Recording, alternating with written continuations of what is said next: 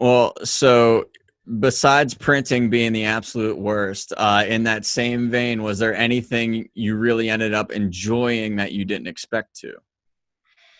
Oh, I haven't thought of anything like that. I the I'm trying to think. The only other like I don't want to say it's exciting. I'm trying to think of the right word because I'm an author. I should use the right words all the time.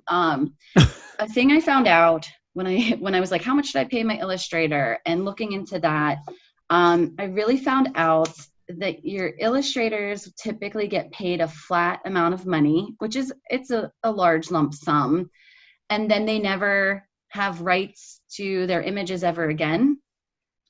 So, and I don't want to say Dr. Seuss did this, but as an example, all of the books I remember from my childhood, like Dr. Seuss books, I remember all of the pictures and I remember some of the words and that they rhyme, but I can always picture every illustration when I remember those words. And like he didn't draw them. And the illustrator and his, maybe he paid his guy a lot of money. But typically when you make a book, you're like, here's your money, give me my images. They're mine now, they're for my book. But for eternity, people are always going to associate those images with your book. And you could make, millions.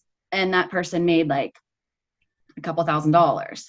So I just found that really interesting and weird. And it's something that um, can be improved. Like this is more, in my opinion, a collaboration effort, rated these drawings. They're his. I wanted his name, on the cover and big, and I wanted it to be known, like, my friend Ray did this. And all illustrators might not want that, but to maybe set up pay structure differently for things like this in the future to give them a share of the profits for a long time is something an illustrator should maybe negotiate for, if it were me, in my opinion. And I just found that really enlightening, that kind of how the book industry has been operating, but it can be changed. So just thought that was kind of cool.